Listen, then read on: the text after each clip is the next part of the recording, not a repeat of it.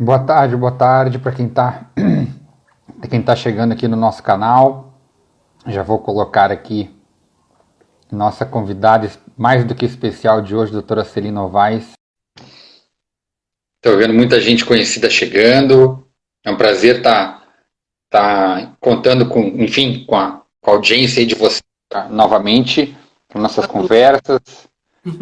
Olá, Celina, tudo bom? Oi, tudo bem? Como é que está? Tudo jóia, tudo jóia. Que Melhor bom. agora que estou falando contigo. Ah, querido, você é sempre gentil. Imagina, imagina. Ah, que bom, né? Nós temos inclusive, temos conversado bastante, né, João? Tantos trabalhos. Então, Celine, Eu vou te então. dizer, eu trabalhava muito menos fora da época de Covid.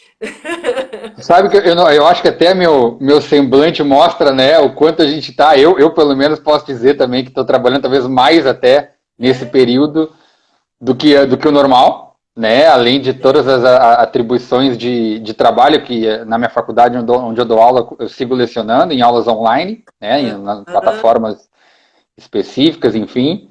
Ainda continuo com a minha atuação no serviço público, com plantões de urgência e mais as crianças em casa, né? então, é isso que Meus dois também filhos em acaba casa super e sobrecarregando, né? Quem tem filho pequeno, os meus já são todos criados, graças a Deus. ah, Mas ajuda. realmente a gente acaba fazendo mesmo uma tripla jornada, né, agora. Justo. Nós nos falávamos ontem à tarde, né? Justamente, acho que tu vais querer comentar na nossa conversa de hoje essa atualização da normativa que Sim. trabalhamos, conversamos bastante ontem à tarde sobre isso, né? Aham. Então, não é fácil, né?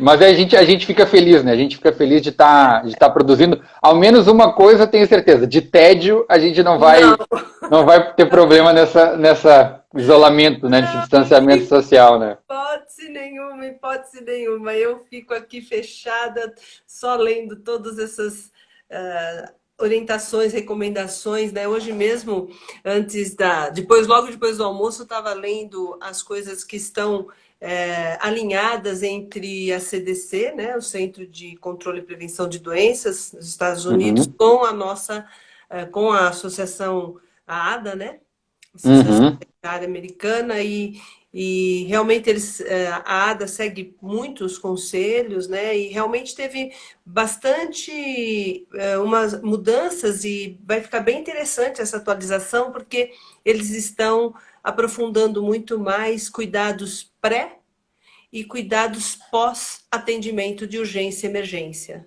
Né? perfeito. Detalhes do dia a dia, assim, interessante, falando até mesmo como lidar, como administrar a vinda do paciente com emergência, com alguma independente de estar com sintomas da síndrome gripal ou até mesmo por não saber como nós vamos encontrar esse paciente, mas já fazer as perguntas clássicas, se ele está com febre, com tosse, com dificuldade respiratória, dor de garganta, são os quatro sinais que eles colocam do começo ao fim no documento, né? E Sim. mais interessante também é essa preocupação do nosso paciente não vir com acompanhante, só mesmo com extrema necessidade, né? As pessoas Uhum, com necessidades especiais ou crianças, né, que necessitam de acompanhante, e até mesmo o cuidado de explicar ao paciente quando a sala de espera for muito pequena, que não consiga manter a distância de 2 metros, 1,5 metro, 2 metros, que é o que eles estão preconizando, é pedir que o paciente aguarde no carro e que o consultório entre em contato via celular a hora que é para ele ir ao consultório, subir, né, ou adentrar ao consultório. Então, assim, eles estão realmente pegando nos detalhes das coisas do dia a dia para que não haja o risco de transmissão, né? Isso está sendo ótimo. bacana. Isso vai estar tudo na nossa Na- nota técnica, tudo lá descrito.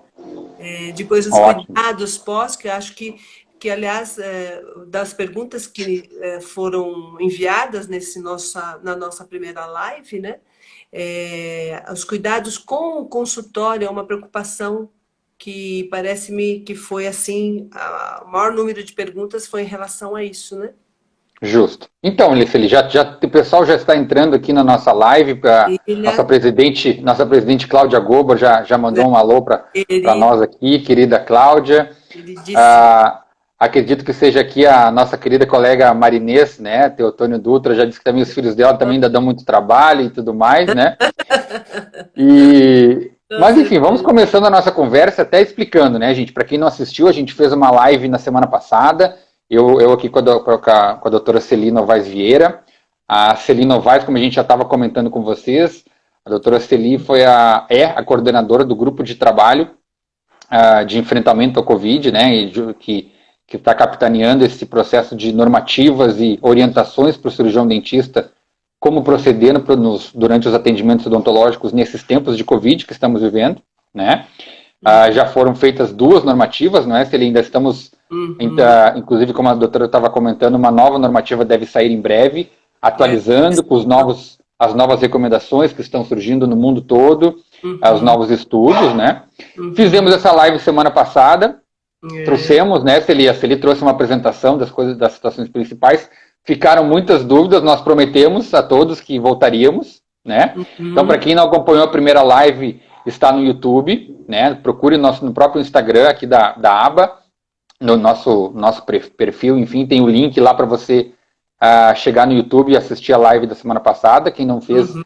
acho muito legal fazer, né, Uhum. e hoje vamos principalmente responder as dúvidas, conforme a gente prometeu, né? E eu acho que vamos Uhum. começar nossa conversa, se não sei o que tu acha, se tu queres Uhum. fazer alguma outra consideração inicial, mas acho que a gente pode começar respondendo essas dúvidas dos colegas. O que tu acha? Eu tô aqui já e achei interessante, né, que a colega já está pedindo para repetir os 4 principais sinais para ser questionado no pré-atendimento, né? Então, Ótimo. eu já vou responder nessa nota técnica, baseado nas publicações dos órgãos oficiais. Eles estão colocando a febre, a tosse seca, mas eles colocam tosse, é, a febre, a tosse, dor de garganta e dificuldade respiratória. Eles colocam esses 4 sinais que a gente deve perguntar ao paciente já por telefone antes do agendamento. Febre, dor de garganta, tosse seca e dificuldade em respirar. Seriam esses 4, Exatamente. né? Seriam esses 4 sinais, sintomas, né, que nós vamos pedir para que o paciente relate se ele está tendo antes do atendimento, né? E seguindo novamente aquela orientação de que se o paciente der sim para todas essas alterações, nós já temos que orientá-lo a procurar um serviço médico, né? Uma avaliação médica para se definir se o grau, se é um isolamento, não é para ir para ambiente hospitalar, né? Diferente. Não estamos falando, vai para o hospital. Não. Ele vai fazer Sim. uma consulta médica para entender o grau de comprometimento e se existe o risco de ser Covid-19. Agora, se ele está. Importante, não, eu ia dizer, importante contextualizar, porque todos esses cuidados, né, são justamente porque existem os pacientes assintomáticos que vão poder procurar o nosso consultório, né, nesse Uhum, momento, e que eles uhum, mesmo estando assintomáticos, eles podem vir a transmitir os vírus, o vírus, enfim. Mas exatamente. os pacientes sintomáticos, já tem estudos mostrando que esse paciente sintomático tem uma carga viral muito maior, e claro que o Uhum, risco de contaminação do cirurgião dentista, enfim, da infecção cruzada, que é o nosso principal objetivo em evitar nos nossos procedimentos, né, é muito exato, maior com esses pacientes.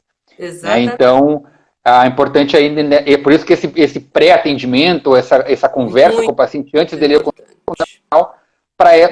para a manutenção dessa segurança, né? Exatamente. Além de tudo, já respondendo aqui uma pergunta que vi, perguntando se a gente deve, se é orientado a ferir a temperatura do paciente, inclusive nessas novas orientações, não só do paciente, como eles orientam o profissional a ferir 2 vezes por dia a sua temperatura. Inclusive, eles Uhum. trabalham os cuidados pré-procedimento, eles entram numa parte bem intensa, discutindo as questões de proteção do profissional, as prevenções, por exemplo, evitar que profissionais de saúde bucal com mais de 60 anos, com comorbidade, voltem ao atendimento. né? Evitar esses profissionais voltarem para a linha de atendimento. Achei muito interessante isso. E Sim, a preocupação de que ele se cuide e se monitore para que ele não passe a ser um agente de transmissão da doença, inclusive para os seus pacientes, né? Então, aferir sim. temperatura, sim, não só do paciente, como também do profissional, Deixa né? eu te fazer uma pergunta então difícil, tá? Que a gente vai surgindo. Eu tenho uma situação que a gente vê muito enfim, mesmo na televisão que a gente vê as equipes de saúde com aqueles termômetros de testa, né? Inclusive um amigo me perguntou qual é o melhor termômetro de testa, enfim. Eu tenho uma experiência com os meus filhos aqui em casa que aqueles termômetros funcionam muito pouco. Eu Hum, acabo com os meus filhos, não sei qual é a tua experiência até, se alguém tiver alguma experiência pode nos relatar aqui nos aham, comentários, porque a minha experiência com esses termômetros são que varia muito. Eu tive que exato. abandonar, tive que comprar um termômetro dos antigos, porque com os meus filhos, impossível ter aferir de uma maneira correta a temperatura corporal deles com aqueles. Tu tens essa experiência também, Celi? Então, a minha experiência pessoal é a mesma que a sua. Eu não tenho conhecimento técnico, né, para dizer, Sim, porque um é melhor que o outro, mas a minha experiência pessoal também é essa, e infelizmente, porque o outro instrumento, o outro termômetro, ele vai ter muito mais contato com o paciente. Inclusive, ele está entre os instrumentos destacados para cuidados de higiene, de desinfecção, né, de sim. limpeza depois do uso a cada paciente, né? Então, utilizar o produto de limpeza que seja recomendado pelo próprio fabricante, a Fabricante, depender perfeito. do termômetro que você comprar. Mas Independente do também, termômetro, né? mas Uhum. a minha experiência também é que, infelizmente, esse de testa não é tão efetivo, né? Me fez lembrar um pouco também dos aparelhos de medição de pressão, né, arterial, que a gente sabe também Uhum. que o velho, antigo e bom aparelho é muito É mais melhor. habilidoso. Até, até trazendo, tem o pessoal comentando aqui de uma marca, não estamos aqui para fazer propaganda, mas é para ajudar as pessoas, né? Da marca GTEC. É uma Ah, marca enfim, uma colega nossa aqui tá dizendo que funciona bem. Então fica a dica aí para quem isso é precisar, legal. né? É.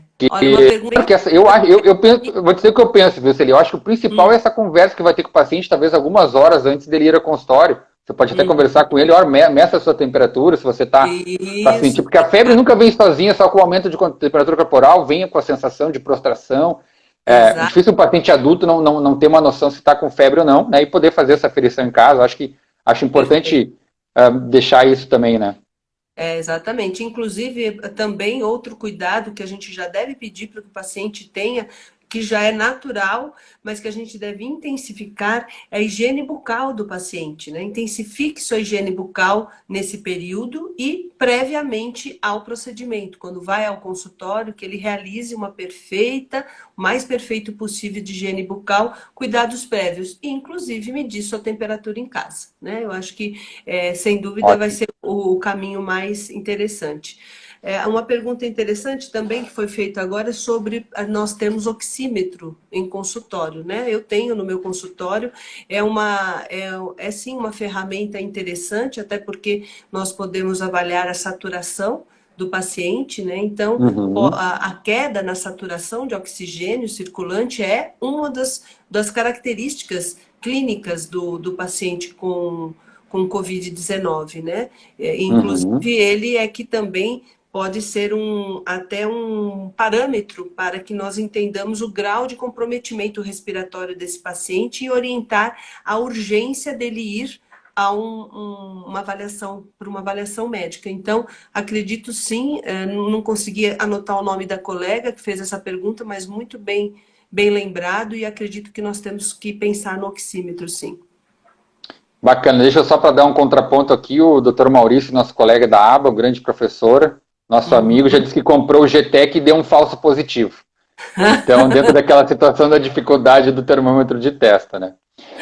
É, Bom, Celi, eu queria comentar contigo, antes a gente tem uma série de perguntas, a gente prometo, tá? Tem até os nomes, eu fiz questão de pegar todos os comentários da live passada, anotar aham. inclusive com os nomes, usar os Eu nomes no vi, Instagram das pessoas aqui, foi para a muito gente bom. falar. Só que eu queria tocar num detalhe contigo, Celi, que eu acho que é um detalhe, um ponto crucial.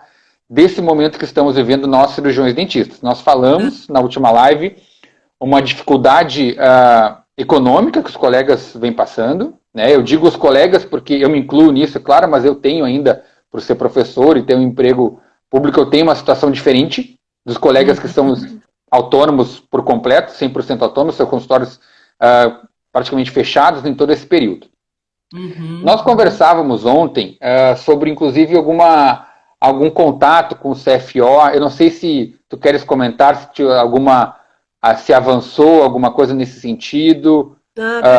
Não, infelizmente não avançou, não tive retorno, sabe? Mas o que o professor João está falando é sobre a questão de quando voltarmos a atender eletivamente, né? Além desses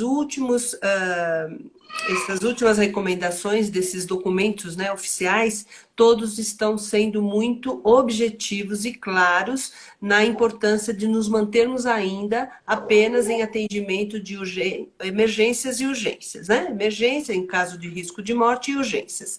Muito bem, dor, né? Todas essas outras questões que nós sabemos que o nosso paciente não merece ser atendido e nós precisamos manter esse atendimento. Em relação à volta aos tratamentos eletivos, nesse mesmo documento da ADA, eles fazem uma colocação muito interessante, que é justamente pela característica semelhante do Brasil e os Estados Unidos, país grande com muitos estados, eles estão ponderando a regionalização da decisão. Ou seja, o Estado e a Secretaria de Saúde do Estado, até mesmo câmaras municipais das cidades, é que vão determinar a possibilidade, o momento adequado de se retornar ao tratamento eletivo. Por quê?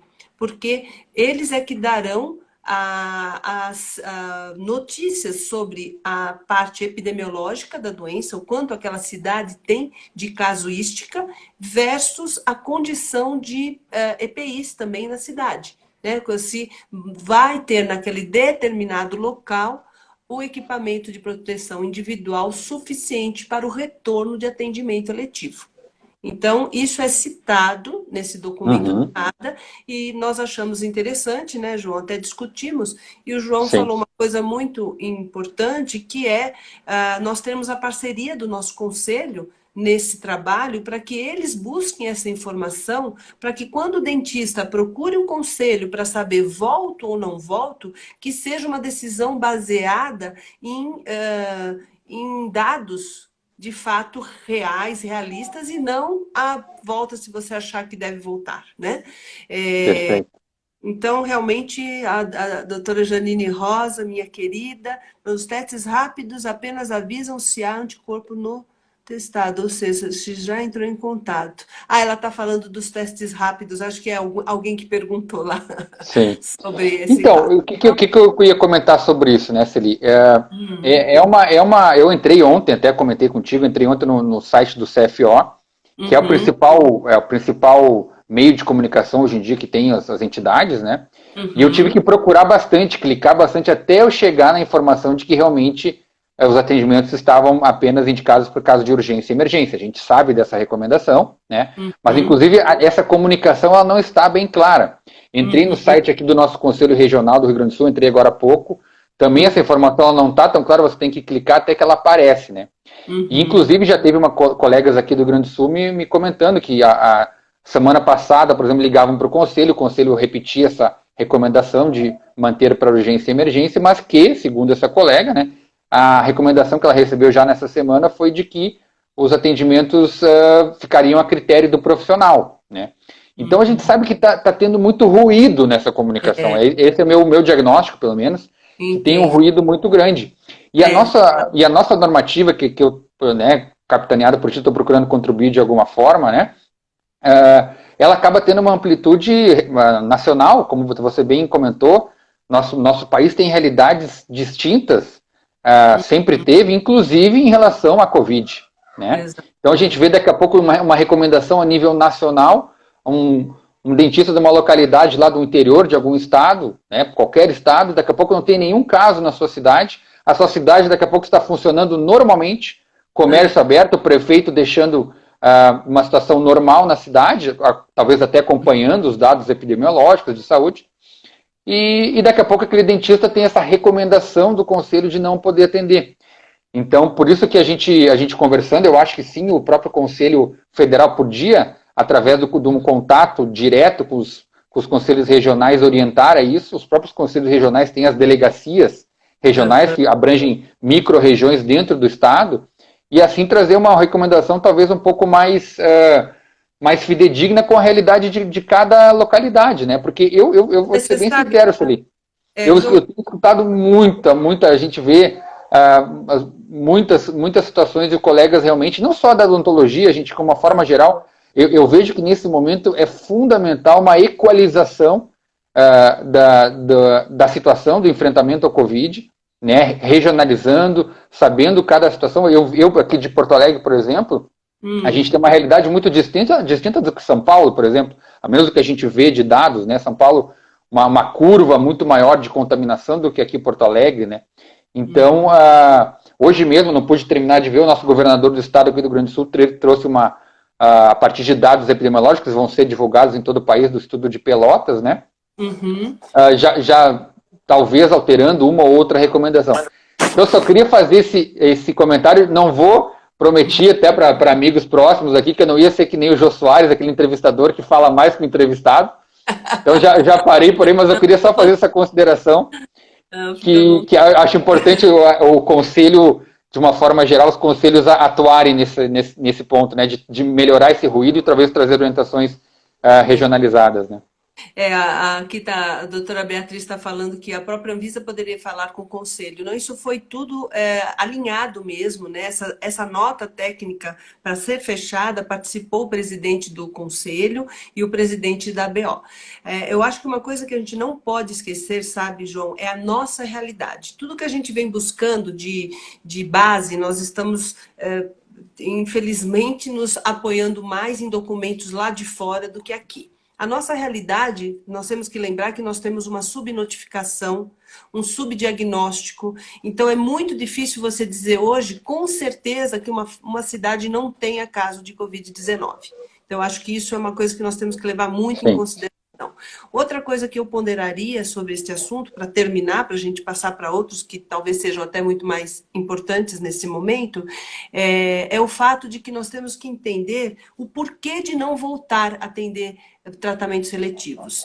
Eu acredito que não é só o risco de transmissibilidade, mas principalmente para que nós não usemos agora equipamentos de proteção individual numa quantidade enorme. Nós somos 312 mil dentistas no país. Você imagine se nós iniciarmos o atendimento com todos os cuidados necessários, indicados, a 4 mãos, nós dobramos a utilização a cada atendimento. Então, essa carência de EPIs, né, como está dizendo aí o Dr. Wesley, é de fato uma coisa muito importante. Então, eu acho que agora é um bom senso nós não voltarmos ao atendimento eletivo em pró a esta situação. Nós precisamos levar em consideração que hoje o nosso papel é ajudar, é ser solidário à distância. A odontologia hoje, ela até mesmo no ambiente hospitalar, ela está sendo chamada só para emergências e urgências dentro do hospital, dentro de UTI, justamente por 2 motivos. E não é só odontologia. Toda a equipe multi foi extremamente reduzida. Hoje nós temos hospitais que basicamente só tem médico, fisioterapeutas e enfermeiros, porque eles são realmente os profissionais imprescindíveis para esse enfrentamento dessa epidemia. Então, para que não tenha utilização inadequada na quantidade que nós não temos de EPIs, né? E que seja menos profissional a ser exposto à doença. Então, é nessa mesma linha de raciocínio que eu acho que ainda nós temos que manter o atendimento só de emergências e urgências, né? Mesmo considerando todas as questões econômicas, né? E os próprios conselhos podem entrar em contato com as secretarias estaduais, municipais, enfim, para ver como é que está essa carência de EPIs ou não.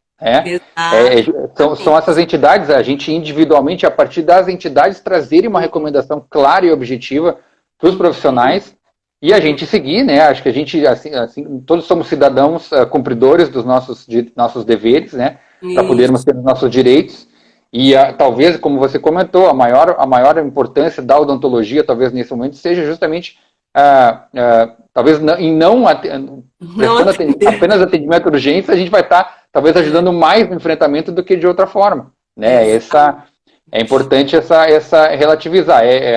Só quis trazer essa situação porque realmente eu vejo que está tendo um ruído de comunicação Não, bem grande. Assim. muito bem colocado, foi muito bem colocado. Muito Então, bem. Celi, hum, posso começar algumas perguntas para o pessoal da semana passada não ficar bravo conosco? claro, claro, que a gente estou até vendo aí perguntas do peróxido de hidrogênio, perguntas da questão do vírus ficar aproximadamente 3 horas no ar. Essas duas Essa é uma são questão duas importante, questões né? muito importantes para que a gente Tá. discutir. Vamos ver assim, assunto máscaras, então, que é uma questão, Isso, né? é. A nossa Simone Norá, e a Uhum. Daiane Rocha, nossa colega da aba, N95 para atender urgências e emergências, sim, essa eu respondo, sim, tem que ser N95 ou a PFF2, não é, Celi? Isso, ou PFF3, já pode até responder Justo. a próxima pergunta, né? A N95, gente, o grau de proteção que nós temos é maior, cada vez é maior em PF2, a PFF2 e PFF3. A PFF3 é de 98%. A N95, que é equivalente a PFF2, é de 95%, por isso que chama N95. Então, assim, Uhum. quanto maior, né, a barreira para vírus, lembrando que vírus é um serzinho muito pequeno e por isso que ele penetra através dos aerosóis, né? E nós temos que ter esse cuidado, lembrando também que em procedimentos que formem aerosóis ou risco de aerosóis e gotículas salivares, que o nosso risco é enorme porque nós trabalhamos muito próximo ao paciente. Então, se nós tivéssemos num trabalho à distância, por exemplo, foi perguntado isso numa outra live, a recepcionista do nosso consultório. Se ela permanece à distância do paciente, ela vai orientar isto ao paciente já no telefone, para ele manter essa distância ao chegar. Mantendo essa distância, lógico, esse profissional vai usar uma máscara cirúrgica. Então, só vai usar a N95 dentro do ambiente clínico aqueles que forem realizar procedimentos que gerem aerosóis e gotículas. Já para explicar algumas outras dúvidas Perfeito, que foi. perfeito. Quem trabalha a quatro mãos, nosso auxiliar vai, que é o mais indicado nesse momento, né? Vai Isso, usar a N95 também auxiliar, né?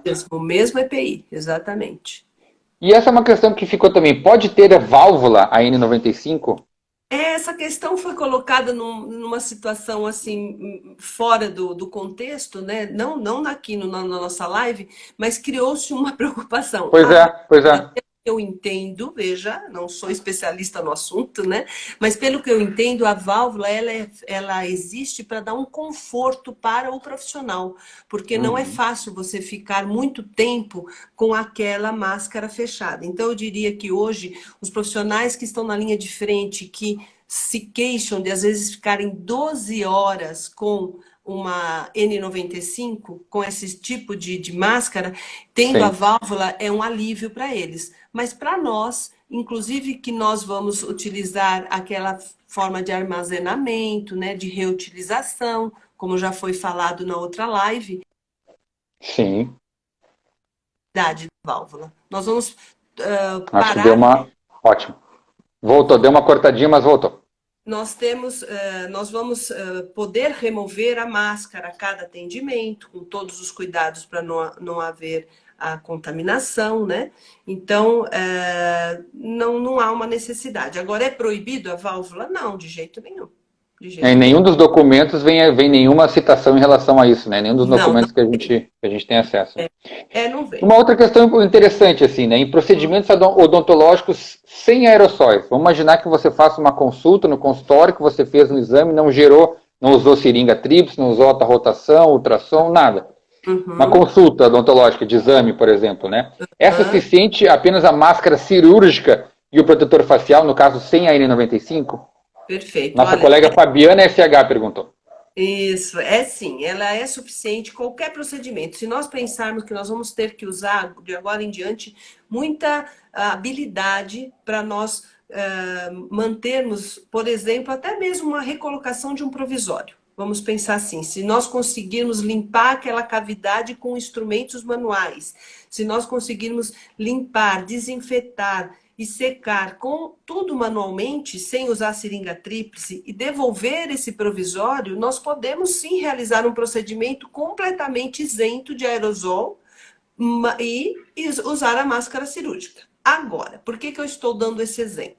Porque, na verdade, eu quero chegar nesse segundo ponto. Neste documento agora último, de 4 de abril, da ADA, eles falam o seguinte: porventura, se você estiver usando a máscara cirúrgica e um protetor facial, você realizar um procedimento que cause aerosol sem você perceber, ou melhor, desculpa, que você não esperava, sem você esperar, sim. né? Vamos supor que o profissional, por hábito, ele foi lá e jogou a seringa tríplice, secou esse preparo por hábito. Ato contínuo, está pensando em outra coisa, foi lá e pá, secou esse com a seringa tríplice. E voou tanto no paciente, né, como em você, você deve fazer exames e orientar esse paciente do risco. Então, veja que coisa mais complicada, porque você passa a ser um profissional de risco para os próximos pacientes, porque você pode ter adquirido o SARS-CoV-2. Porque é aquilo que nós temos que lembrar, né? Existem muitas pessoas que têm o SARS-CoV e não sabe, né?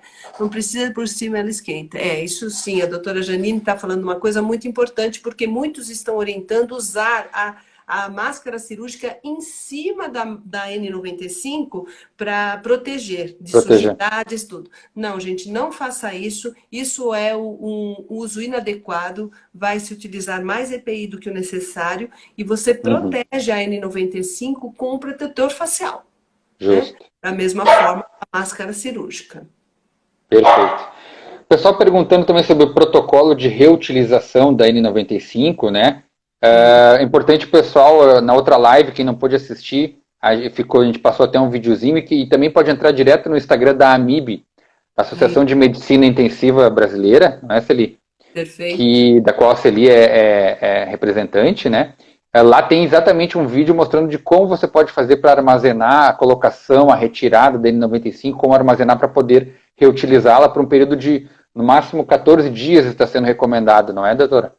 Isso, Vamos lembrar, gente, que na teoria, se você vai ver como é que é para ser usado uma N95, ela não poderia ser armazenada e utilizada por tantos dias e tantas vezes, tá? Nós estamos, por isso que eu digo para vocês a nossa importância e obrigação de não ficar utilizando, não usar, não fazer atendimentos eletivos. Imagine vocês que nós vamos usar muitas máscaras N95 se nós realizarmos. Mas, voltando ao assunto. Fazer uma desinfecção, ela é muito difícil. Tem até algumas propostas, não sei se vocês viram, do pessoal da USP, que está usando autoclave a 75 graus por 45 minutos para esterilização, tanto da N95 como de máscaras cirúrgicas, pela falta de material que eles estão tendo. Mas eles até explicam que está em estudo, é laboratorial essa tentativa, e que os profissionais de saúde não devem se utilizar dessa forma de desinfecção. Entendi. No entanto, aí se você vai ler artigos, tem vaporização com peróxido de hidrogênio, né? Dá para desinfecção, tem várias técnicas de desinfecção, mas nós não temos o manejo adequado, nós não sabemos o manejo adequado. Então, o que se ainda se orienta é aquela forma que nós apresentamos no vídeo, para remoção pelos elásticos, colocar no saquinho de papel, fechar, colocar seu nome e deixar lá até o próximo atendimento, de um dia para o outro. E a máscara cirúrgica, você usar por turno. Então, se a sua funcionária trabalhou lá das 8 ao meio-dia, das 8 às 8, ela vai usar por turno de dia. Né? Dentro dos hospitais, eles estão permitindo até 24 horas de uso da máscara cirúrgica. A mesma máscara, desde que não tenha nenhum tipo de umidade, enfim. Né? Sujidade, tudo, né? Não está comprovada a eficácia, a Livinha está falando aqui, né? que esse protocolo da USP ainda está em estudos. O que eu quero é só chamar a atenção para isso. Todo tipo de desinfecção ainda está muito frágil, as evidências Sim. científicas são muito frágeis. E o último assunto, ao menos a última pergunta da semana passada, né? Quantas horas seguidas usar a N95? Se não me engano, são 8 horas, não é? Olha, eu vou dizer para vocês a minha experiência, porque eu já usei a N95 para atendimento e não é fácil você ficar com ela, principalmente nós que não estamos definitivamente acostumados, né? Então, assim, para o dentista, eu vou dizer, tanto para o dentista hospitalar, hoje que só está indo para urgências e emergências, e mesmo aqueles que pensam em usar eletivamente, lembre que nós não vamos usar seguidamente, nós vamos remover a cada desparamentação, porque seria um risco nós nos mantermos com essa máscara de um paciente para outro no intervalo de atendimento. Risco de contaminação, porque veja que nós não estamos orientando que esse profissional deve se paramentar e se desparamentar no mesmo ambiente, já remover tudo aquilo que pode estar contaminado. Então, nós não é uma indicação. Tudo bem que a remoção é um risco? Mas mais risco será o profissional sair da sala clínica para ir para o consultório, para o escritório, dar de encontro com os colegas e criar um risco de contaminação do ambiente por tocar nessa máscara, pôr a mão sem querer na parte externa da máscara. Isso tudo é muito maior o risco, né? Então, nós não temos que preocupar. Agora, teoricamente, são 8 horas. 8 horas. Uhum. Deixa eu aproveitar, antes de continuar os outros assuntos, ele teve uma situação agora, a recomendação de um bochecho, né, com peróxido de hidrogênio, antes do procedimento, justamente objetivando uma redução da carga viral antes de nós realizarmos o atendimento. Essa recomendação, ela persiste ou a gente vai começar a recomendar, além do peróxido de hidrogênio, a clorexidina também? Então, olha, isso é uma pergunta muito, muito delicada. A pergunta é ótima, a resposta é delicada. Primeiro, nós temos que pensar em que ambiente nós estamos. Uma coisa que a vida clínica me ensinou, porque aí eu tive que estudar para entender, é que uma coisa é nós trabalharmos com uma microbiota de consultório e outra coisa nós trabalharmos com uma microbiota hospitalar, dentro da cavidade.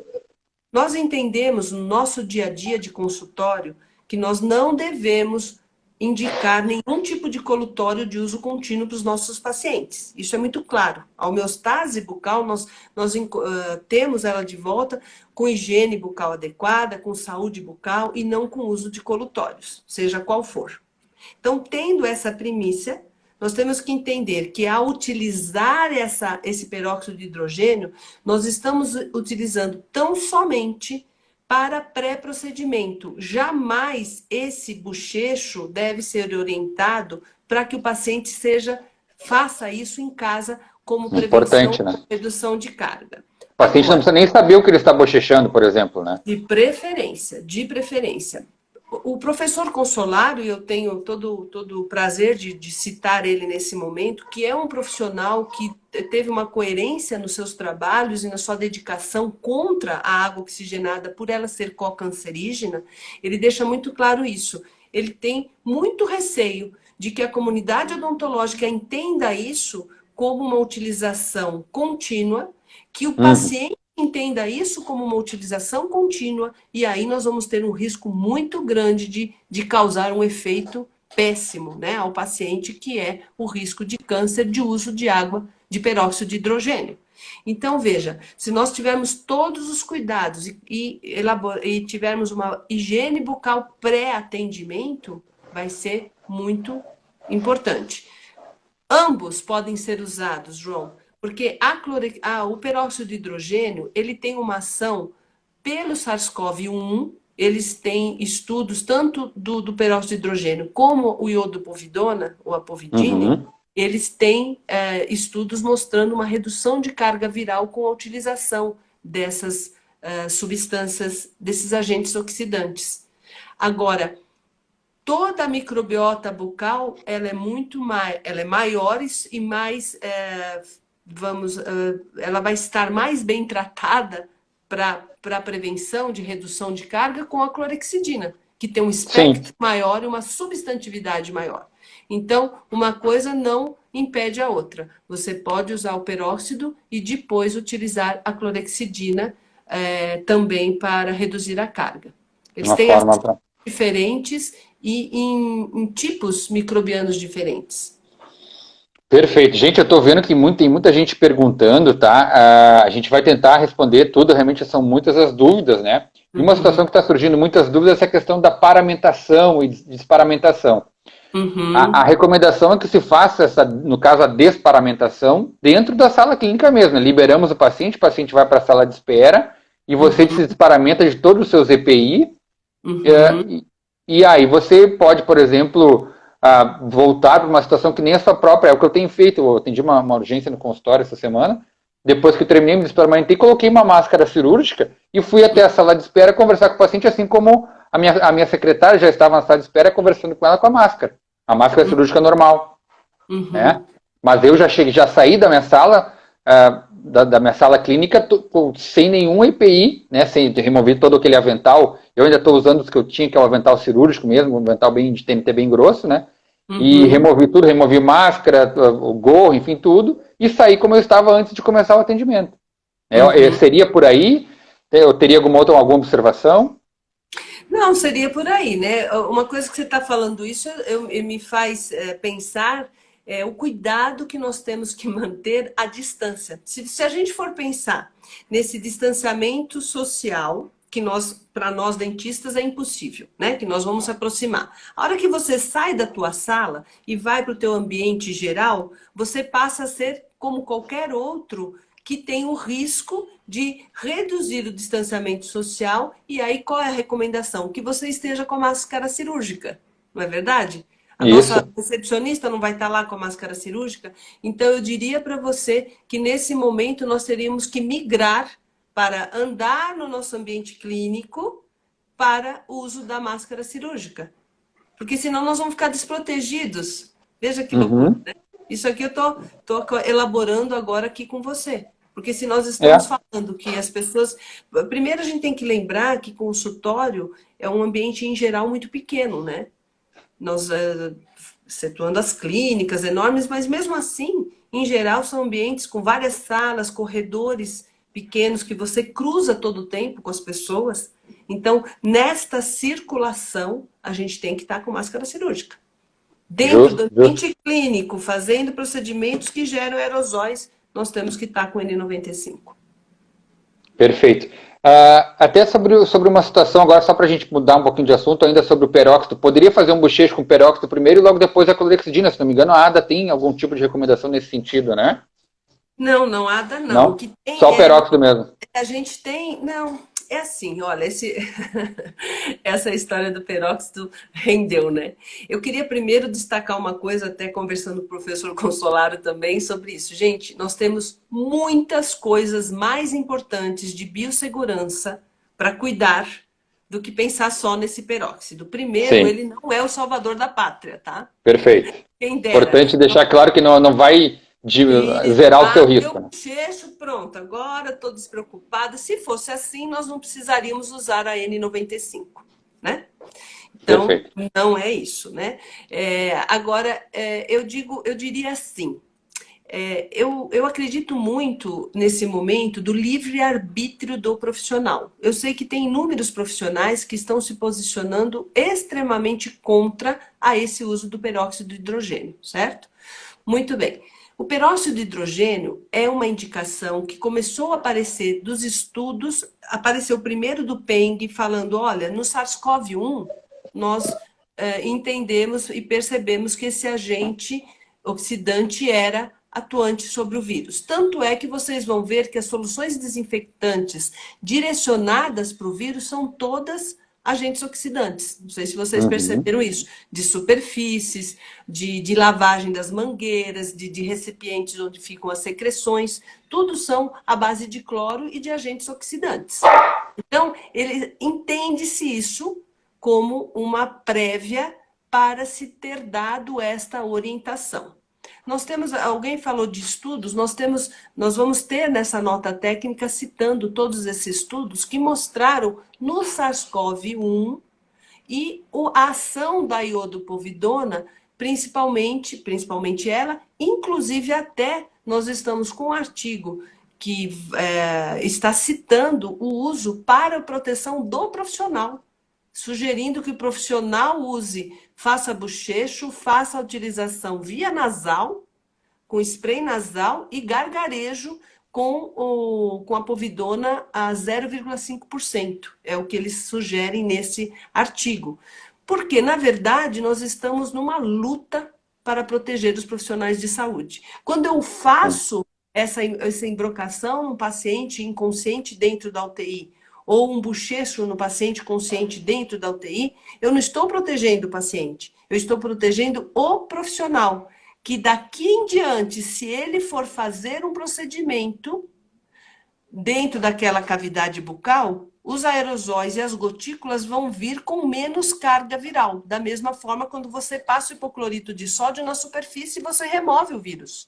Então é como se nós não temos aquelas câmeras que eles estão vaporizando hipoclorito de sódio na hora que o profissional sai dos atendimentos de Covid para fazer uma descontaminação prévia. A gente tem, alguns hospitais estão utilizando isso, esse tipo de limpeza, de descontaminação. Imagine a mesma coisa quando a gente faz o bochecho ou a aplicação do peróxido de hidrogênio na boca desse paciente em UTI. Qual que é a grande discussão? É o risco desse paciente. Essa utilização, gente, agora, em tempos de enfrentamento de Covid, ela não é co-cancerígena, não vai ter esse risco, porque não vai ter frequência de fazer isso no paciente. Inclusive, neste momento, você pode usar até por conveniência. Ele pode ser usado mais vezes. Agora, o risco é esses pacientes continuarem a utilizar essa bendita substância em casa de forma irrestrita e por resto da vida. E aí o professor Consolaro está certíssimo. Ele está dentro da coerência de trabalho dele. Olha, não use. Ele mesmo fala, não use. Por quê? Não use no consultório para atender seu paciente, porque ele vai usar lá na casa dele. E vai continuar usando.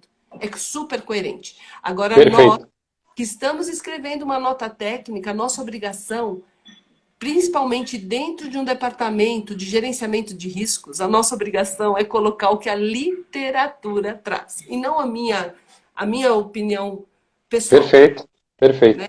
Eu não me dou nem esse direito. Seguindo aqui, Celi, perfeito, Celi. Seguindo aqui, né? Algumas situações aqui da live da semana passada, então, né? Podemos usar uma capa de chuva e higienizar com hipoclorito a cada novo paciente? Doutora Rita Albuquerque perguntou, Eugênia Macieira, e eu acredito que tu até já comentasse, né, que a defesa é do descartável mesmo, né, Celi? A defesa está no descartável. A capa de chuva, gente, é um perigo, porque como é que você vai higienizar e descontaminar essa capa de chuva depois do trabalho? Isso aí eu acho perigosíssimo, eu vejo muitos colegas citando isso. Mas não, gente, vamos continuar nos nossos aventais descartáveis, impermeáveis. Na nota técnica, nós entendemos que quando um procedimento não gerar aerosol, nós podemos usar de 30 miligramagem, o TNT, e quando for para procedimentos de aerosóis, de 50 miligramagem, tá? Certo. Até deixa eu rapidinho só dizer, tem muita gente perguntando sobre essa nota técnica, essa normativa. Gente, podem mandar um direct para o @ da abalitose, até mesmo para o meu @ pessoal, que é @joãosabe, ou para a doutora Celi, ou deixe nos comentários, a gente vai enviar, porque na verdade isso está disponível no site do CFO, no site da Anvisa, uma normativa da Anvisa, né? Na própria @abalitose, você vai ter lá o link para poder baixar um PDF, que é uma normativa, na verdade, para todo atendimento de saúde, não só para odontologia, e a odontologia está dentro dessa normativa, justamente por esse trabalho capitaneado pela doutora Celina Novaes Vieira, que está falando aqui conosco. Né? Então, para quem... Isso é uma coisa que a gente, nos próprios grupos, a gente tem procurado compartilhar, grupos de WhatsApp profissionais, então, para quem tiver, compartilhe com os colegas, pelo que eu estou vendo, tem muita gente que não teve acesso ainda a esse material, que é um material muito rico, com essas orientações para o cirurgião dentista fazer o seu atendimento, né? Inclusive, bom, voltando aqui. vai ser atualizada, né? Daqui a pouco outra. Já deve sair outra e a gente já vai poder divulgar bastante isso também, né? Uhum. Outra pergunta, vamos receber o paciente já paramentado? A Frasa Ofer perguntou na outra live, né? Sim, né, Felipe? Vamos É, estar prontos na sala clínica para... que, olha, minhas queridas colaboradoras estão colocando aqui que no alitobrasil.org já está disponível no perfil essa nota técnica. Então é só entrar Perfeito. no Instagram e já vai estar lá disponível. A paramentação, já receber o paciente paramentado? Essa é a pergunta? Isso, essa é a pergunta. Você vai colocar o paciente no atendimento, tudo vai depender de como você vai, a distância, do tamanho do seu consultório, o que você tem de área para trabalho. Se você já vai Sim. receber esse paciente, você vai já colocar ele na cadeira, você pode se paramentar e atendê-lo. Se ele já vai estar numa proximidade de menos de 1 metro com você, o ideal é que você já esteja paramentado. Agora, o que é o mais importante para nós, gente, brasileiros calorosos? É Uhum. lembrar de não se aproximar demais do paciente ou até mesmo ter o ímpeto de fazer qualquer movimento que possa já contaminar toda a sua roupa, tocando esse paciente, enfim. Isso tudo é o que eu acho que é o mais preocupante. Perfeito. Uma situação que tem sido perguntada, já que falamos na sala, né, Celi, Uhum, a questão do ar-condicionado. Né? Você uhum. comentou na outra live, os próprios hospitais que estão atendendo os pacientes com graves de Covid, eles têm ar-condicionado, né? Então não há uma proibição para o uso do ar-condicionado no consultório, A eu estou UTI, errado. não, a UTI, de fato, ela é muito, inclusive, ela é baseada em temperaturas baixas providas por ar-condicionado. O que nós sabemos é que, foi até uma das perguntas, é que, em geral, eles têm um filtro, EPA, se não me engano, foi até uma das perguntas aqui interessantes. HEPA, né? Uhum. Isso, exatamente, HIPA, que tem uma filtragem mais potente, adequada, tem uns até que tem o ultravioleta associado, né? Então, assim, o que nós sabemos que é de orientação da Organização Mundial da Saúde, do CDC, da ADA, é que nós temos que manter este ambiente seco, arejado, para que os aerosóis se dissipam e saem do ambiente. Isso é um grande problema para nós, que se nós pensarmos no ambiente fechado de um consultório com ar-condicionado. O ar-condicionado, ele faz essa troca de ar, né? A gente tem que ver a qualidade desse ar periodicamente, a gente tem que trocar filtro, tudo isso. Agora, de fato, nós temos que trabalhar com essa possibilidade de arejar o ambiente de trabalho, abrir portas, abrir a passagem de ar. Tem até uma pergunta, mas não vai piorar? Nós temos uma coisa também que aí já vai dentro dessa transmissibilidade aérea, né? Que Uhum. nós já vou engatar essa questão. A Ótimo, ótimo. transmissibilidade aérea, gente, porque vamos pensar, né? Nós estamos lá fazendo um procedimento, qual é o risco desses aerosóis nos contaminarem? É na distância de 1,5 m, 2 metros. Tá claro isso? Os aerosóis e as gotículas, né? Por isso que nós temos que estar super paramentados para trabalhar o nosso paciente. Depois desta distância, no ar ambiente, estudos realizados, isso tiveram 4 notas técnicas para o editor, inclusive encaminhado pelo meu querido professor Maurício Duarte, ontem à noite para mim, falando, olha que interessante essas notas técnicas. Todos eles mostram a fragilidade desse estudo, que foi publicado pela New England, que a gente respeita muito, porém, ele tem uma fragilidade porque ele é um estudo experimental, laboratorial e detalhe, a produção desse vapor, vamos dizer assim, desse aerosol, ela foi mantida em tambor em 65 graus, porcentagem de umidade relativa, que Condições específicas, né? não é a nossa realidade, não é, na vida real não é assim que acontece, né? E, Uhum. inclusive, o tamanho das partículas que foram produzidas por este aparelho são muito menores do que as partículas produzidas, por exemplo, pela tosse. Então, elas Uhum. não ganham esse tamanho de expansão no ar, nessa transmissão aérea. E detalhe, temos mais de 75 mil casos estudados do SARS-CoV que não teve transmissibilidade aérea. O que eles mostram é que no ar, esse vírus, ele não está na sua capacidade de infecção, de ser infectante. Sim. Até porque parece-me que encontra-se ele numa situação, o RNA dele, não ele na sua capacidade de infecção. Então, assim, eu acho que a gente tem que não estar preocupado com isso, nós temos que nos preocupar, sim, na limpeza do ambiente, da superfície, lembrar ainda as rotas de transmissão aceitas e comprovadas cientificamente. É a via respiratória, através das mucosas nasais, bucais, a via respiratória, e as rotas de contato. Tá? Então, essas são as duas rotas que nós temos que entender. E mais ainda, nos preocupar com as rotas indiretas, que são os objetos tocados pelo paciente que tem o SARS-CoV-2. Esse, sim, eu acho que é a nossa grande preocupação. Sim. Não é interessante. De peróxido, não é? Entendeu? Sim. Isso, gente, é lembrar, vai estar nessa nota técnica, por exemplo, que a gente tem que esvaziar nossa sala de espera de objetos que não podem ser devidamente higienizados. Olha que preocupação básica.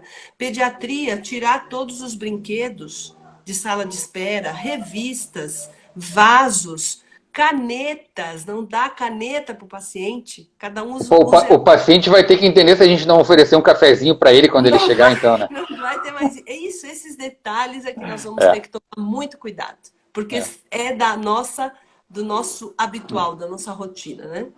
E isso é uma coisa que tranquiliza bastante o profissional também, porque no momento que a gente considera essa transmissão aérea possível, realmente a gente começa a se preocupar muito mais com qualquer tipo de infecção cruzada, né? Exatamente. E a gente viu aquele vídeo que a gente colocou na última live, que realmente, como você comentou, é importante arejar o ambiente, até para que, né, elimine, né, qualquer risco. No caso, a própria OMS, ela não considera a transmissão aérea, como tu bem colocasse, né?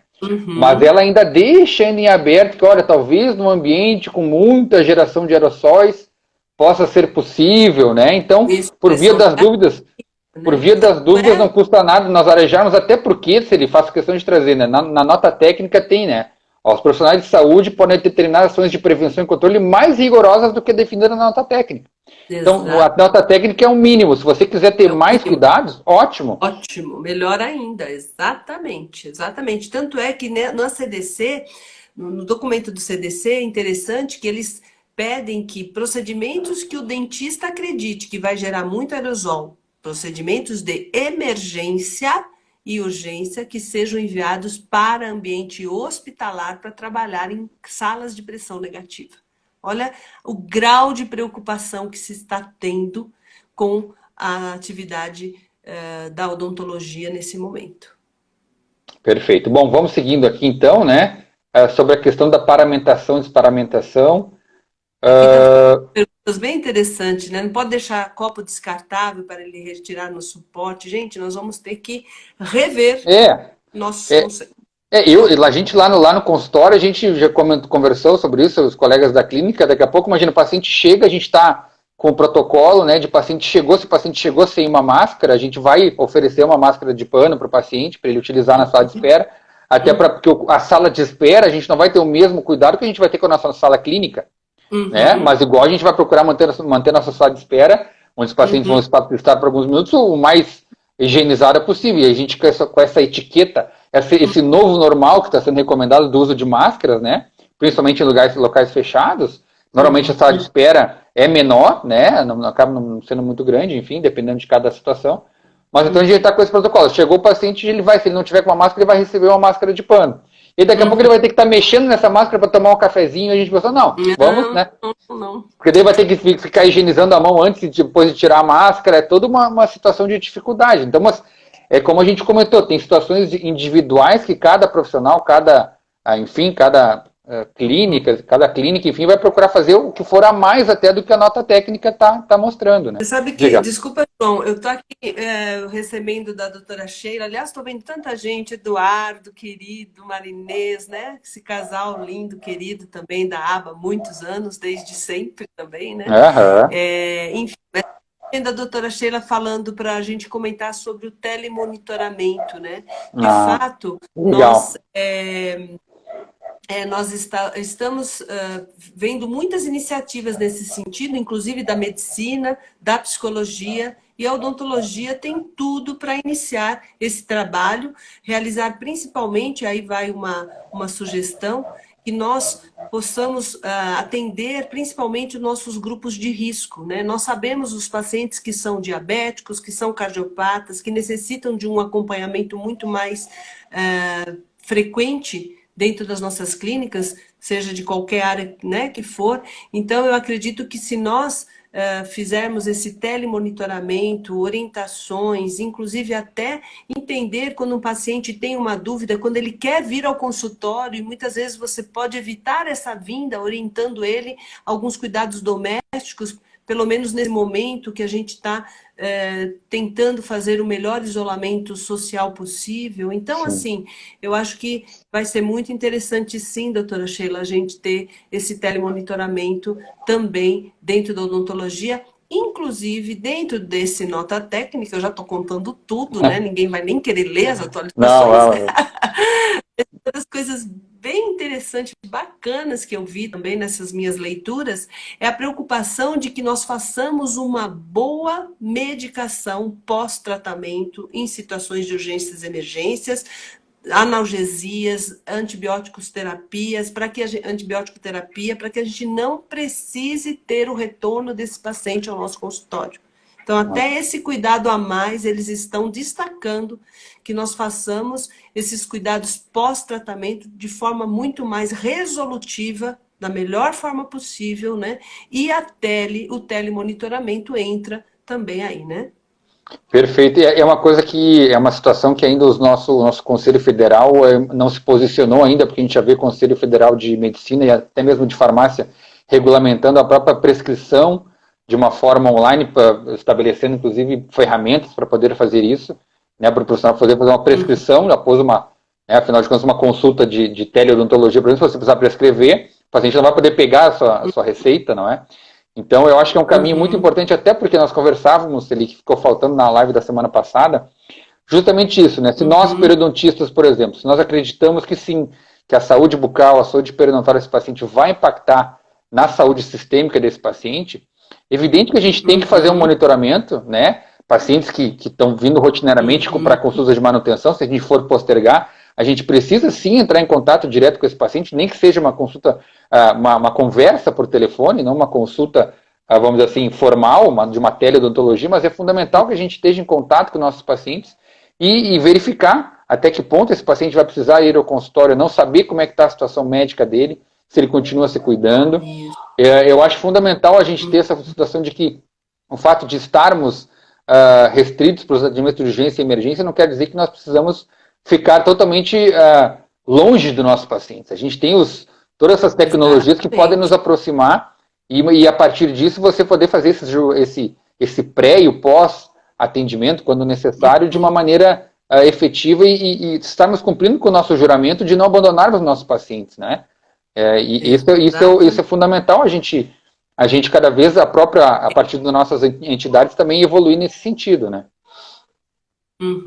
Inclusive, sabe, isso me fez lembrar um outro assunto que até está sendo levantado aí sobre o convênio, né? Se eles vão pagar esse trabalho, mas aí me fez lembrar, eu não sei responder isso, sinceramente, mas hoje eu estive em contato com uma colega, chefe da área de saúde, de odontologia, de um convênio, né? E nós tivemos a ideia de inicialmente os convênios terem em conta, levarem em conta o custo que vai ser muito maior do atendimento odontológico com todos esses cuidados, com todos esses EPIs. E digo mais, sabe, João? Até comentei isso com ela. porque até houve um comentário, de repente vai ser só um período. Eu acho que não. Eu acho que a odontologia, ela vai aprender, ela vai dar um up, mais um up, né? Ela já deu vários, mas ela vai dar mais um up. Eu sou do tempo, João, que eu não usava luva Então, para atender. Só usava luva para procedimento cirúrgico, olha que loucura, né?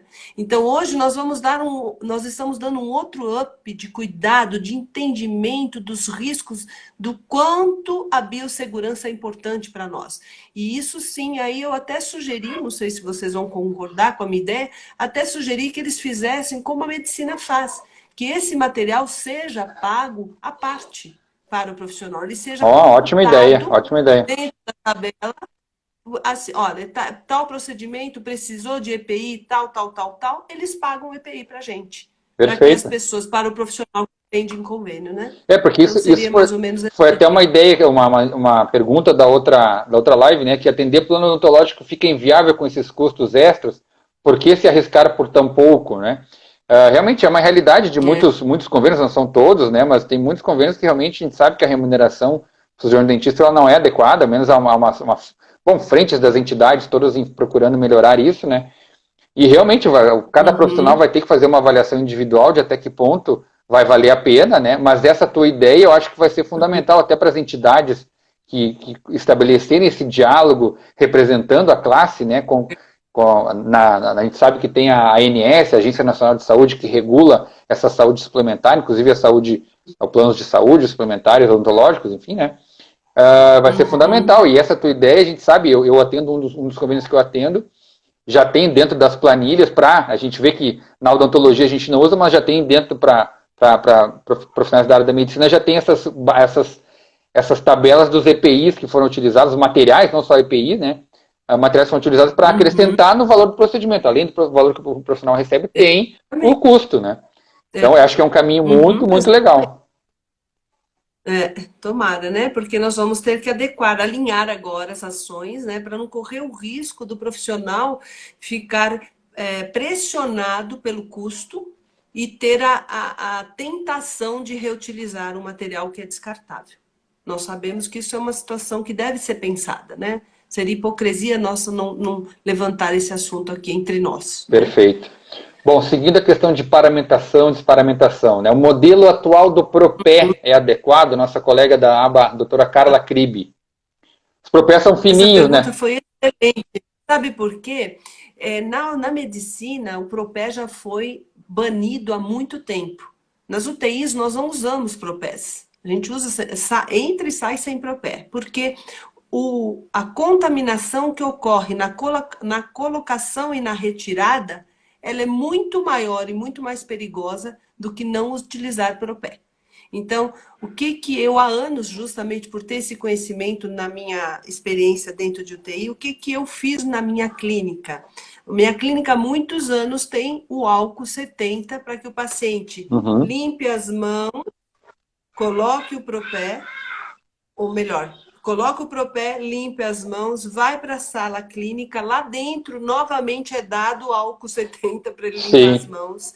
E quando ele sai, ele é orientado a tirar o PROPé e usar de novo o álcool 70. Então, o PROPé, gente, se nós formos... Por que a gente usa PROPé? Não é para proteger a contaminação, muito pelo contrário, a gente tem mais risco. A gente usa para não sujar o consultório. Olha que loucura. É para isso que a gente usa PROPé. Então, na UTI não se tem esse cuidado de PROPé, por exemplo? Não se usa PROPé na UTI. Agora, o que nós sabemos é que quando a gente está lá em atendimento próximo, de novo, na mesma situação, com aerosol, com gotículas, está sendo recomendado uma proteção de TNT nos pés e na perna, toda vestimenta. Toda a vestimenta, que é o que eles estão usando hoje em UTI. Eles usam o avental, inclusive eu soube hoje por uma colega muito querida, a doutora Camila de Freitas, de Goiânia, que dentro das unidades de UTI que ela atende, eles não estão usando mais macacão, porque aquece demais e tem muita dificuldade de remoção, de risco de contaminação, que o ideal é, de fato, o avental permeável e essa botinha. Um avental bem comprido e a botinha cobrindo uma bota de TNT, no caso. De TNT, que Uhum. você vai jogar Vai também. Eu descartar. acho que essa é a indicação. Aí sim nós estamos sendo protegidos, mas não usar Propé. Não, nem para a gente, nem para o paciente. Não tem Entendi, necessidade. entendi. Bom, a gramatura do avental do Não TNT é no mínimo 50, né? Tem que ser um TNT grosso, é né? para ser permeável, no mínimo E quanto 50. ao Isso está na nota uso técnica. de scrubs, por um por período, seria um bom caminho? Eu uso há muitos anos scrubs, eu nunca uso a minha roupa dentro da clínica, mas a minha opinião pessoal não importa. Importa Sim. que nos documentos oficiais eles não falam, eles não exigem isso, Uhum, tá? Nem no CDC e nem da ADA. entendi. Que são os que são publicações mais específicas para odontologia. No entanto, eu acredito que a gente deva sim dar esta opção para o profissional. Até porque os scrubs ele vai te proteger no sentido de que você vai tirá-lo, você pode até armazenar ele num saco, levar para lavar em casa, se for o caso, né? Que é o ideal mesmo Sim, nesses tempos de Covid. Você pode até misturar junto com a sua roupa, porque lá dentro da máquina, a temperatura que atinge, sabão. todo o processo de lavar não vai ter problema, vai matar o vírus. Agora, se você vai com a sua roupa do corpo, o risco é muito maior, Sim, né? Você você vai muito mais colonizado, né? pois O é. risco de estar muito mais colonizado pelo vírus, né? Chegando no Então, consultório, remover essa roupa tiro social, colocar os scrubs, na hora de sair da em clínica, cima retirado, botar para lavar e colocar essa roupa disso, normal. Um exatamente. ótimo caminho também, Todos né? os dias. Uhum, É um cuidado diário e vai estar na nota técnica os cuidados diários. Não entrar com sapato. Quem trabalha na UTI já sabe muito bem isso. sim. Não entrar com Da rua, sapato no dentro caso, de né? casa, Uhum. Ah, na sim. rua, chegar, tirar a roupa, pôr para lavar e tomar banho. Perfeito. Eu acho que a odontologia está ganhando tanto com isso tudo, sabe? Eu fico muito feliz. Então, eu vou te ser Porque bem nós vamos sincero, ficar. fiz alguns atendimentos de urgência. Nesse momento, claro, né? Ele não está tão divertido, o atendimento, né? Sou dentista há quase 20 anos e adoro minha profissão. Mas nesse momento, como tem algumas mudanças e tem toda uma situação de detalhes, a gente está tendo que pensar como uma mentalidade de cirurgião, que a gente, né, em todo o tempo, né? Até mesmo na nossa vida diária, quando a gente sai na rua, tem que estar com aquela mentalidade de cirurgião de não encostar em nada, não levar a mão à boca, aos olhos, Isso, não é? Isso para todo mundo, né? E a gente dentro do consultório mais ainda. Então, eu confesso que tem sido, pelas mudanças de algumas rotinas, tem sido um pouco mais. Não tem sido tão divertido, eu diria, né? Uh, mas eu acho que imagino nós que seja uma questão momentânea até a gente entrar na nossa rotina, tudo isso, né? Exato, exatamente. Então, estão me perguntando sobre o uso do Scrub, se pode ser o dia todo. A gente não tem estudo sobre isso, né? Eu acredito, por exemplo, o dia a dia clínico de quem usa Scrub, se você vai sair, você tem que pensar que ele é uma roupa de trabalho. Então, se você, na hora de almoço, você não vai sair com scrubs. A gente vê isso nos Estados Unidos, né? Eu fiz um período dentro de uma universidade americana, eu fiquei lá durante 6 meses, eu ficava impressionada. Eles saíam com scrubs para a rua, para ir para almoçar, Imagina. para tudo. E voltava, pegavam com transporte público. Muito louco isso, né? Não, o scrubs é uma roupa para ser usada dentro do ambiente clínico. E se você utilizar mesmo o dia inteiro, não tem problema nenhum. Mas é evidente que você vai usar por cima desse scrub, na hora do atendimento, todo o EPI, aquele avental impermeável, nada Sim, com muda, né? certeza. Não é só uma roupa. É que o Dr. Wesley está falando daquele dispensador de propé que você põe o pé e ele entra. Não sei se você já viu esses Ah, automáticos. não vi. Realmente, Seria ótimo. não, é sensacional. Já tem. É fácil, inclusive, talvez agora vai ter até uma busca maior, né, para esse aparelhinho de colocar. Você põe o pé, já ele se veste automaticamente.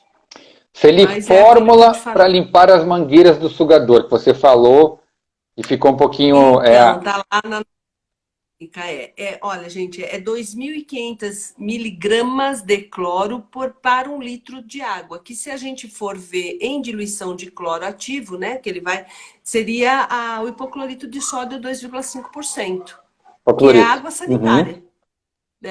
Clorito. Então, a medida que vem no manual, não é manual, eles fizeram como fosse um book, né? Um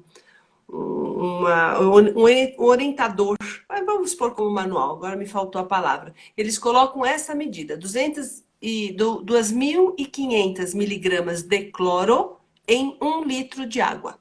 Certo. Então, aí teria que fazer, se fizer exatamente como eles indicam, você tem que comprar o cloro e misturar num litro de água. Perfeito. Importante fazer essa desinfecção também, né? Um outro detalhe aqui, ó. E a cadeira onde o paciente deita? Eu vou colocar um papel por sobre ela, cada paciente? Perguntou a doutora Dirce. A princípio não, A né? doutora diz. Vai fazer a desinfecção de A todas as princípio, superfícies como você fez. você vai fazer. Eu tenho medo um pouco desse papel, sabe, doutora Dirce? Porque se você for pensar, você corre o risco de achar que está protegendo com esse papel e não está. Você só vai limpar a proteção só mesmo fazendo o handbook. Obrigada, Dejan, nosso colega do GT, me lembrando do handbook, o nome. Só vamos ter proteção passando as substâncias desinfetantes. E é muito importante lembrar nesse momento que nós precisamos primeiro limpar a superfície. Inclusive na nota técnica está claro isso, com papel você limpa, ou até mesmo as sujidades maiores, ou um tecido descartável, vamos dizer assim, você vai limpar para depois passar a substância desinfetante, seja o quaternário de amônia, seja o álcool 70, o hipoclorito de sódio, que são as 3 substâncias utilizadas. Tem uma dica também, né? Tem um produto que a gente não está aqui para fazer propaganda, né, mas tem produtos que têm detergentes e desinfetantes no mesmo produto, para que você possa agilizar esse processo. Se não me engano, é da marca Clean Safe, que vai ter, além de o quaternário de amônia, por exemplo, ele vai ter um detergente junto. Então, não precisar fazer 2 higienizações, primeiro detergente para depois desinfetante. Você pode fazer tudo, né? Nesse produto tem os 2 agentes no mesmo produto, né? Eu vou falar um pouquinho, a Andréia está perguntando sobre o ozônio, né? Tem muita gente perguntando do ozônio e do ultravioleta, né? Eu vou repetir aquilo que você comentou sobre a nota técnica, dizer ao final que dentro do possível, essa nota técnica dá a base, o básico para nós utilizarmos de proteção. Tudo aquilo que a gente tiver de conhecimento a mais com evidência científica, ótimo, podemos aplicar. Eu não posso dizer para vocês que eu tenha lido em algum documento oficial que o ozônio e o ultravioleta estão sendo utilizados. A gente viu até robozinho limpando o consultório com ultravioleta. Não sei se você recebeu esse vídeo. O robozinho, ele vai passando, tem até todo um protocolo, né? Não pode ter ninguém dentro da sala, tem o tempo certo, é no máximo 15 minutos. Agora, nós não podemos falar aqui, baseado numa nota técnica, que essas 2 formas de desinfecção podem ser utilizadas, porque nós não temos estudos para embasar isso, enquanto que o álcool 70 pode, né, o amônia, o quaternário de amônia e o hipoclorito, que são as substâncias indicadas, né? Que já são as substâncias indicadas, né? Nós já utilizamos isso. Perfeito. Já eram, né? Não tem nada novo. A coisa que nós estamos vendo é essa atuação mais de agentes oxidantes, por ser o vírus. E por isso que tudo nasceu. Isso é um detalhe que eu queria saber a tua opinião, Celi. Logo que começou a preocupação com o Covid, eu vi uma série de colegas colocando, olha, nós continuamos sem nenhuma diferença, nós sempre tivemos os cuidados de biossegurança aqui na clínica, continuamos com tudo igual, então o paciente não precisava se preocupar. Mas, na verdade, toda essa... pelo fato de ser um patógeno, um contágio muito rápido e muito fácil, né? Não é à toa que está todo mundo parado, muito contagiante, vamos chamar, não sei se é a palavra certa, né? Mas é um contágio muito fácil, né? Um contágio muito fácil. É evidente que os cuidados são maiores nesse momento, né? Os patógenos que nós lidávamos diariamente, não só dentro do consultório odontológico, mas na sociedade como um todo, eles não eram um contágio tão rápido, e principalmente porque nesse momento nós não temos tratamento adequado nem vacinas para esse patógeno. Outros patógenos que também com alto contágio, também apresentaram contágio, mas hoje em dia já temos a vacina como o sarampo, por exemplo, né? O patógeno que traz. Então, eu acho que esse é um ponto do porquê, né? Como eu vejo, pelo menos, do porquê todo esse cuidado redobrado, porque é uma situação diferente da que a gente vivia até antes. Tem o AC/DC, né? Antes do Covid e depois do Covid, né? Exatamente. Inclusive, aqui a doutora Janine Rosa e o doutor Edejan estão ponderando duas coisas bem interessantes. A doutora Janine Rosa é uma gestora de controle de infecção de céu na região dela. Eu não vou falar para não correr o risco de errar o local exatamente, mas é uma estudiosa, publica sobre o assunto e ela está dizendo aqui para nós que o ideal é, nos móveis, em superfícies, o quaternário de amônia e no chão usar o hipoclorito Ah, de bacana. sódio. Achei super ótimo. Obrigada, doutora Janine. E o doutor Dejan está falando sobre a clorexidina, porque parece que alguns colegas estão perguntando sobre usar a clorexidina como um agente antisséptico de higiene, né, de limpeza. Nós não temos nenhum estudo que comprove a sua ação.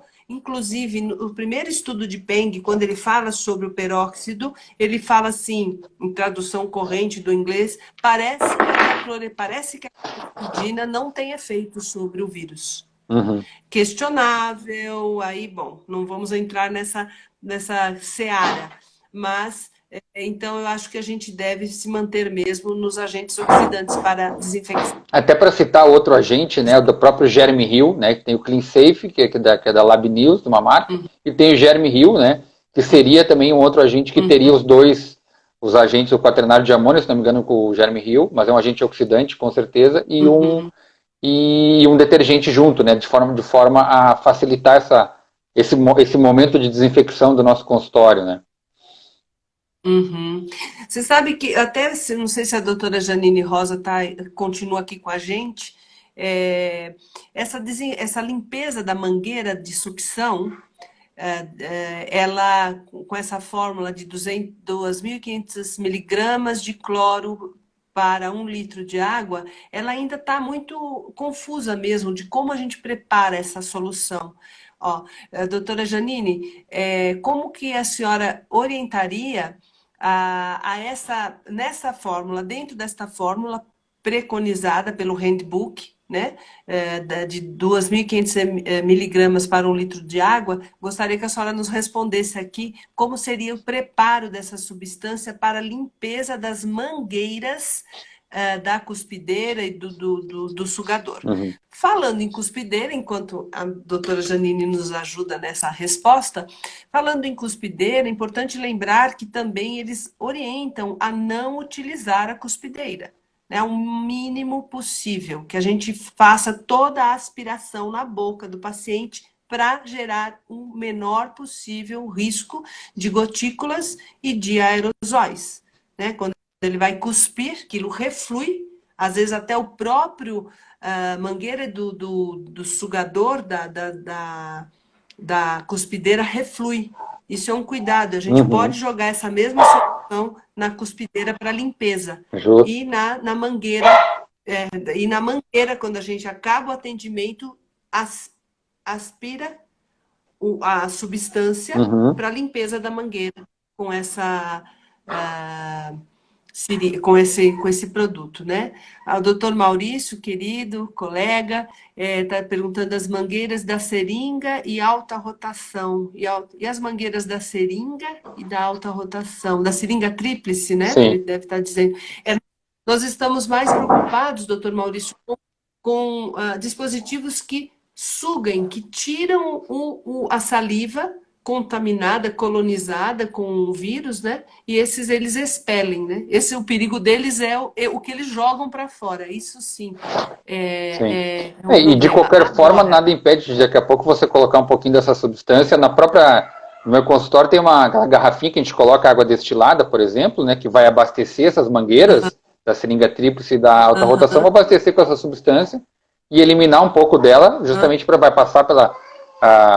passar por essas seringas, né, pelas mangueiras da alta rotação e da seringa tríplice, né? Isso. É uma maneira de fazer. E o que tem nos documentos é pedindo que a gente faça autoclavada Autoclavada da alta rotação, sim. Exatamente.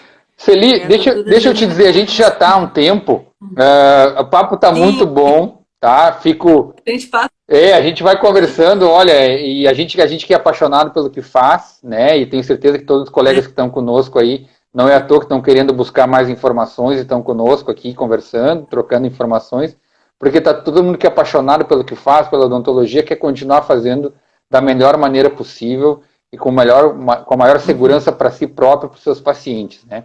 Então, fico muito feliz, a gente já está há um bom tempo conversando.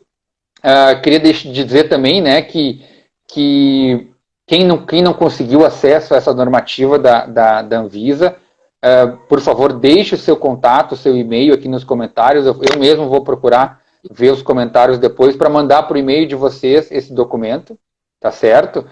Fica o meu compromisso. Você pode fixar ele no Instagram da aba, né? Já está, Também, quando a gente já fez. está. Quem entrar no Instagram da aba vai ter lá uma publicação do perfil que vai ter lá como fazer para acessar, mas de qualquer forma, quem tiver alguma dificuldade, coloque o seu e-mail, a gente faz questão de enviar. Celi, mais uma vez te agradecer pelo teu desprendimento, pela confiança que tu depositaste na minha pessoa também, né, para compor o grupo, enfim, espero ter contribuído, espero continuar contribuindo. E acho que já fizemos 2 lives, né? Se o pessoal pedir muito, né, Celi, a gente volta, quem sabe, né? Mas eu acho que até o pessoal já cansou um pouquinho, né? De mim, com certeza, o pessoal já está cansado. Tu tens alguma outra live que tu pude te assistir no sábado passado com o professor Alberto Consolaro, falando sobre esse assunto? Se tu tiver, quando tu tiver, quiser divulgar a tua próxima live também.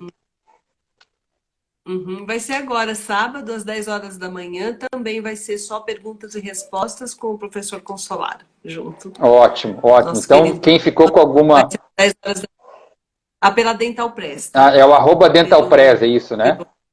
Isso, pelo Instagram da Dental Press. Perfeito. Então, o pessoal pode procurar lá. Essa normativa, a normativa 04/2020 é a mais atual, ela vai ser atualizada em breve, mas ainda é a mais atual, né? E o que mais que eu ia dizer? Bom, deixa eu fazer convidar também vocês no meu Instagram pessoal amanhã, né, será das 17 horas. Eu vou estar falando junto com colegas do grupo de especialização em periodontia, da ODOS Uningá, aqui do Rio Grande do Sul, onde a gente tem a nossa turma de especialização. A gente vai estar falando sobre regeneração periodontal. Vou estar trazendo aí algumas informações para a gente debater esse tema. Então fica o convite para todo mundo, né, no @joaosabe, é o meu @ pessoal. Não vou nem entrar em detalhes do dia que surgiu esse @, tá? Mas não é, pode parecer meio presunçoso, mas não é por aí. Amanhã eu conto um pouquinho melhor sobre isso. E assim me despeço de todo mundo que está assistindo, tá? E coloco à disposição para você o perfil da aba, para todo mundo que quiser tirar qualquer dúvida também, a gente está à disposição, de braços abertos para receber vocês. Obrigada pela oportunidade, João. Um abraço a todos pela presença, pelas dúvidas, pelas perguntas. Muito obrigada pela oportunidade também. Tá, joia. Gente, um grande abraço para todo mundo.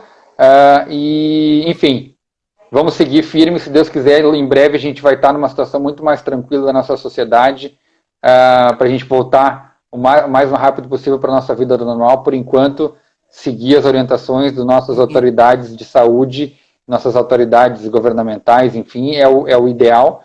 Deixar um abraço para todos os amigos que tiveram aqui, os alunos, colegas da aba.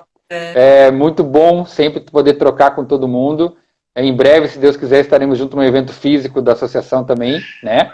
E já convidar vocês para o pessoal da aba, semana que vem vamos ter já, com nossa atividade interna, através de uma plataforma interna, atividade do nosso programa de educação continuada. E, enfim, esperamos todo mundo lá para a gente poder trocar e conversar mais. Certo? Perfeito. Um grande abraço para todo mundo. Celi, brigadão, um grande abraço. Para todos. Obrigada, João.